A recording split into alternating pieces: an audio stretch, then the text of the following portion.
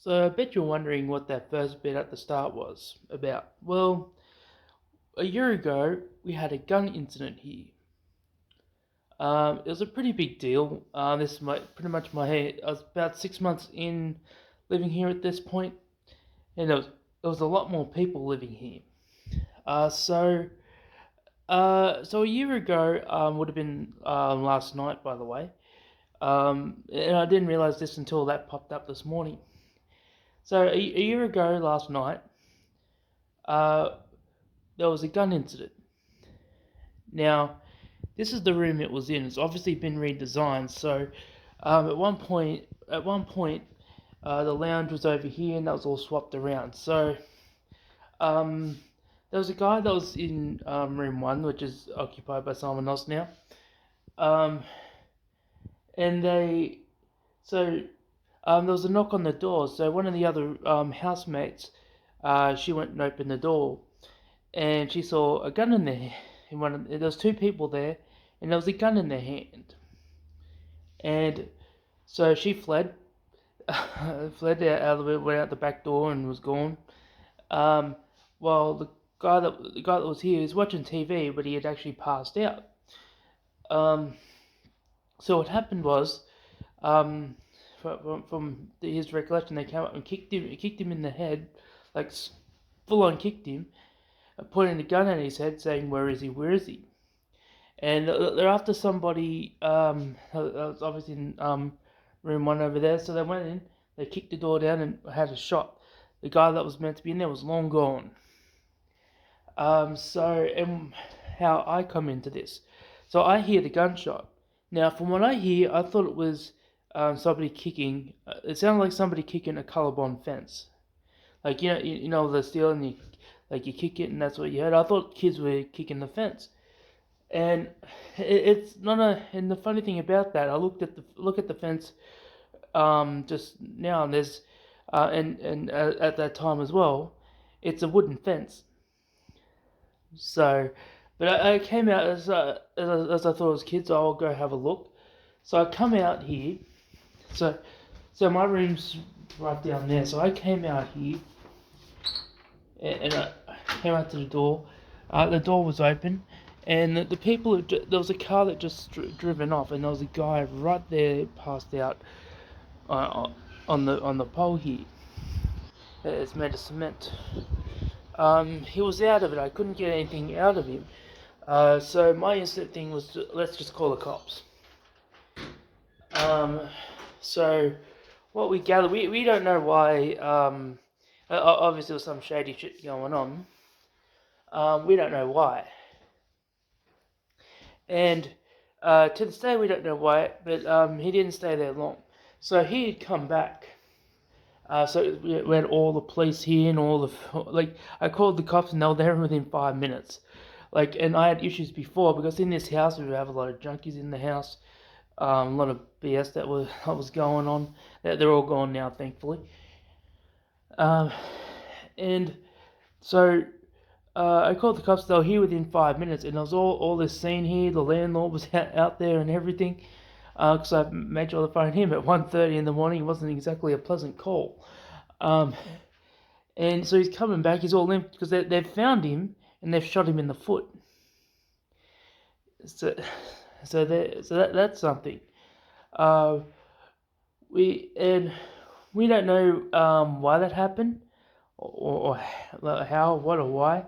Only that he came back. I remember when the dude came back, and I didn't let up on that either.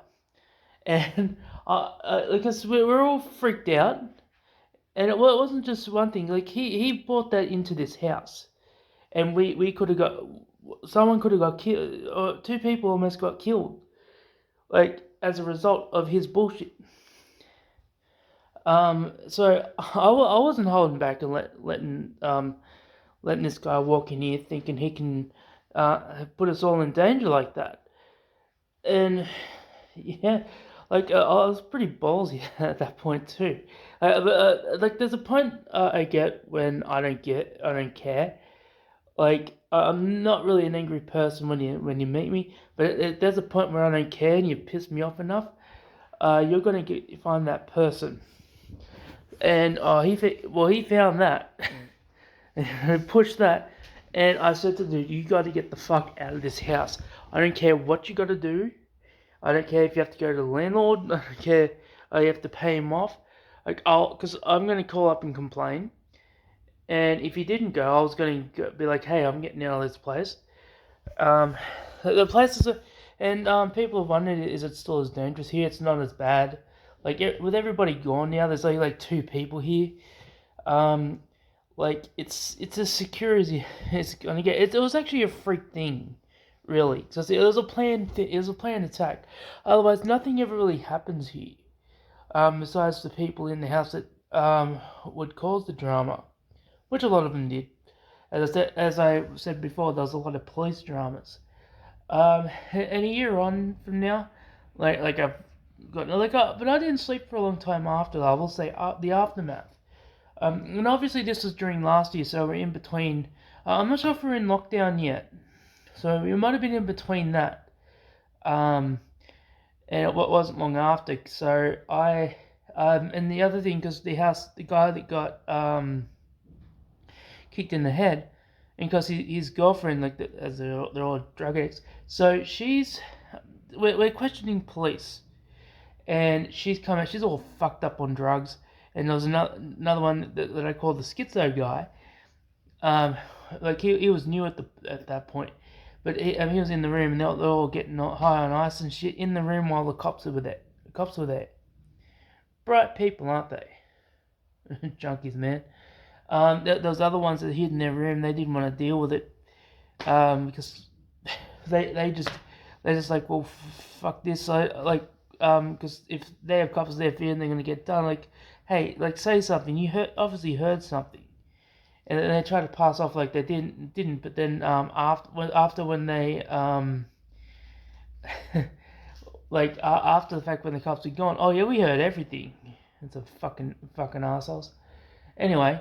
So, but this one, this is the boyfriend was out here because it was with the girlfriend, and she did not give two shits.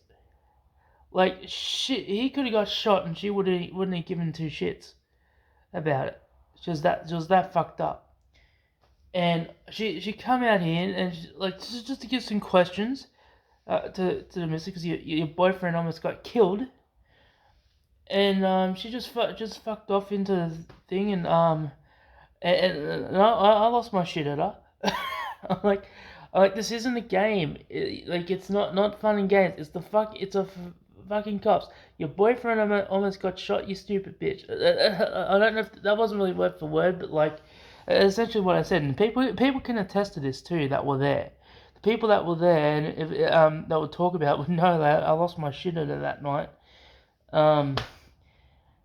One of the few times not the few times, wasn't the first time, wasn't the last time either. And yeah, like it was just a crazy night.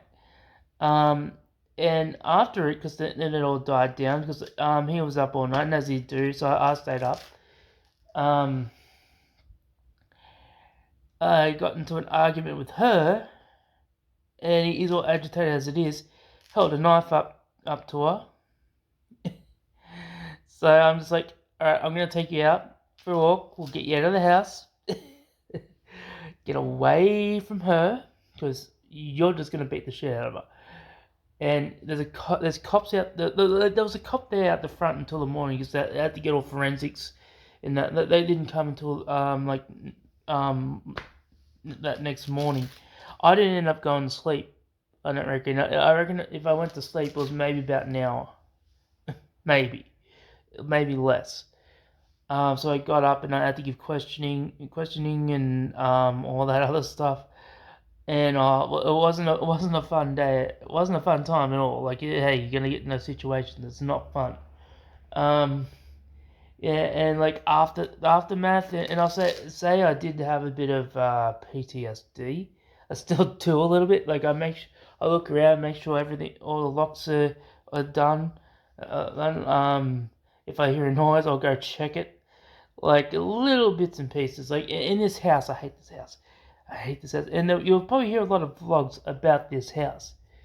Um, we get, and I'm kind of glad, in a way, that I don't know if I should say glad, but like like I'm kind of glad how I sort of handled myself a little bit. I didn't really go off the tree. I reckon if I was a bit younger, I probably would have been a bit more hysterical and fucked up with it. But I wasn't. And yeah, and that was my introduction into Melbourne, I think. Hey, welcome to Melbourne. Deal with all the junky shit. And I don't do drugs at all. I've never done a drug, and I can have people that will tell you that.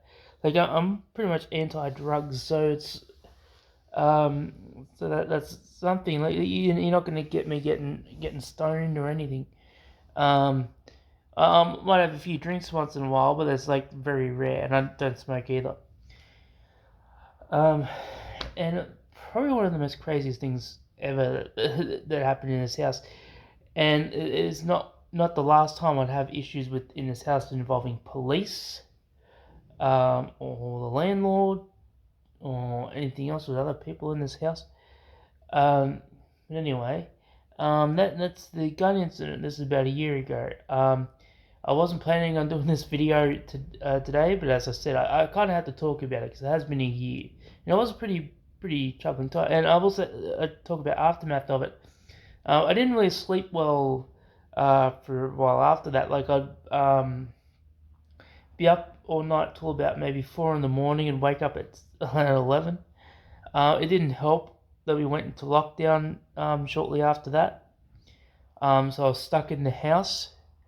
I reckon if I was able to travel in that time, I think I would have gotten over it a lot quicker than I should have.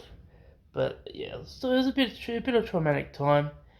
I'm glad it's over now. Yeah, that's one thing I'm glad for. It's over. There's no issues with it now. But yeah, that's the story of the gun incident. So thank you all for watching, and I'll vlog you later. And I said vlog, vlog, vlogging, vlogging.